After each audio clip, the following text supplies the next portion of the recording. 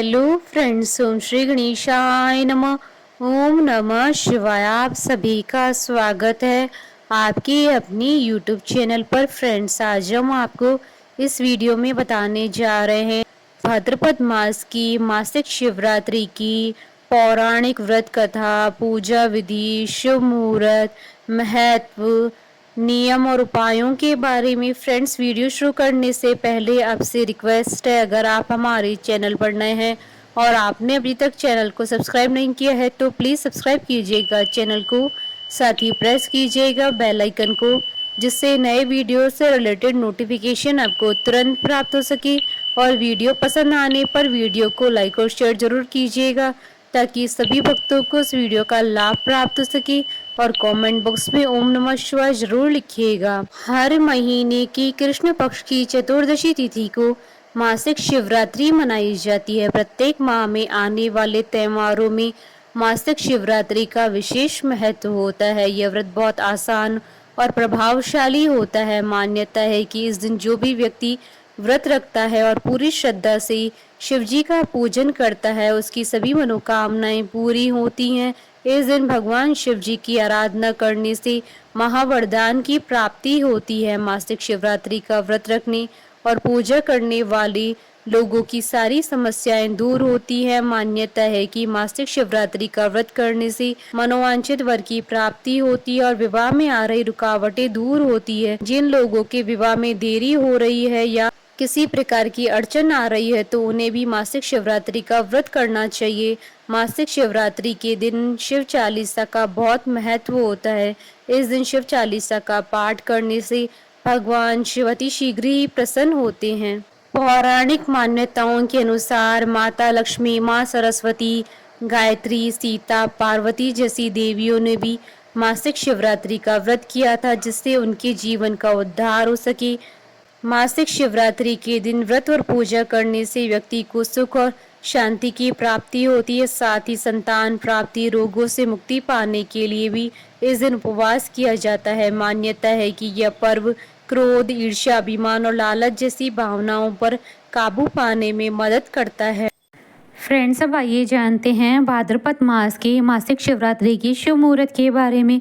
हिंदू पंचांग के अनुसार साल 2024 में भाद्रपद मास की मासिक शिवरात्रि का व्रत 1 सितंबर 2024 रविवार के दिन है।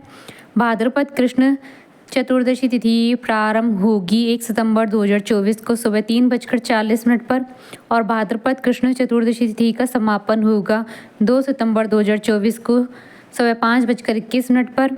निशीतक काल पूजन का समय रहेगा रात्रि 12:04 से रात्रि 12:49 तक। कुल अवधि 45 मिनट है। फ्रेंड्स, अब आइए जानते हैं मासिक शिवरात्रि की पूजन विधि के बारे में।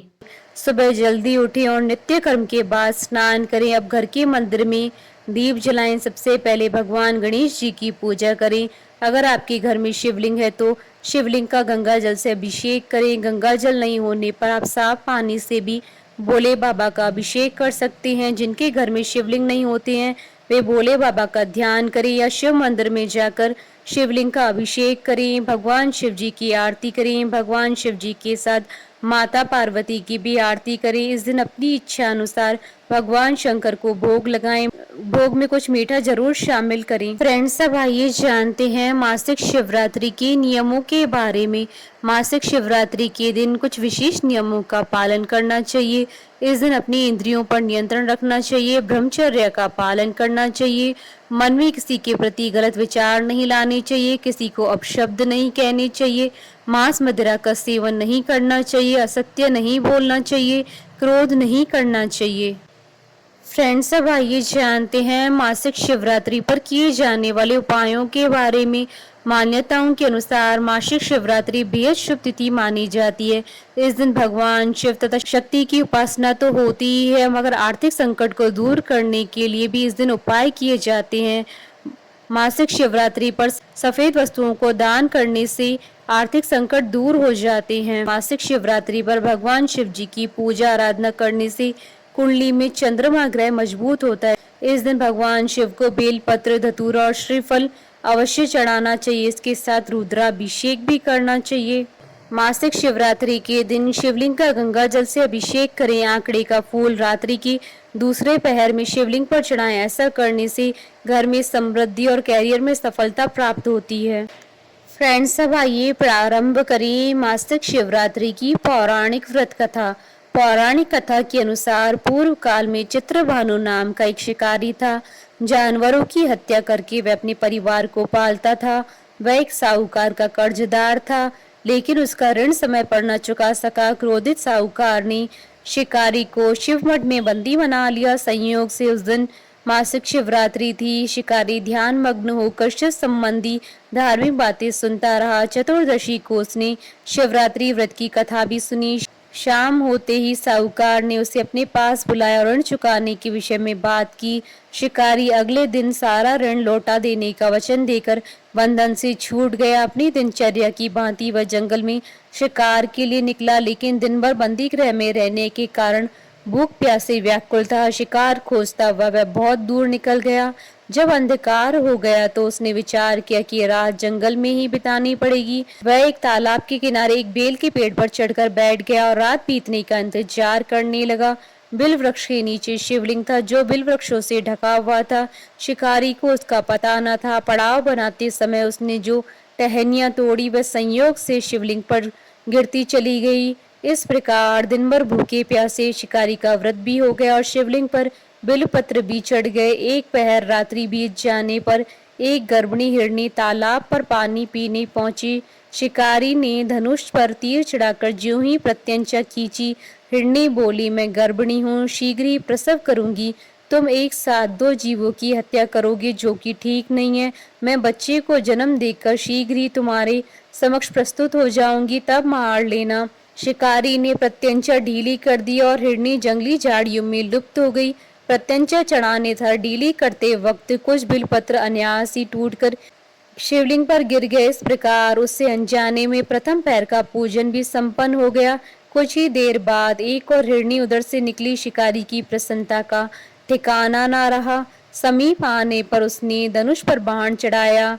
तब उसे देख हिरनी ने विनम्रता पूर्वक निवेदन किया, हे शिकारी, मैं थोड़ी देर पहले ऋतु से निवृत्त हुई हूँ, कामातुर विहरणी हूँ, अपनी प्रिय की खोज में भटक रही हूँ। मैं अपनी पति से मिलकर शीघ्र ही तुम्हारे पास आ जाऊंगी। शिकारी ने उसे भी जाने दिया। दो बार शिकार को खोकर उसका माथा ठनका। वह चिंता में पड़ गया। रात्रि का आखिरी पहर भी बीत रहा था। इस बार भी धनुष से लगकर कुछ बेल पत्र शिवलिंग पर जा गिरे तथा दूसरे पैर की पूजा भी संपन्न हो गई।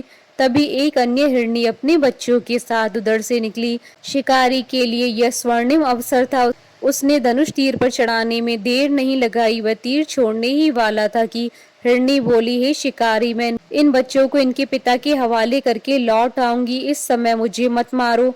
शिकारी हंसा और बोला, सामने आए शिकार को छोड़ दूं?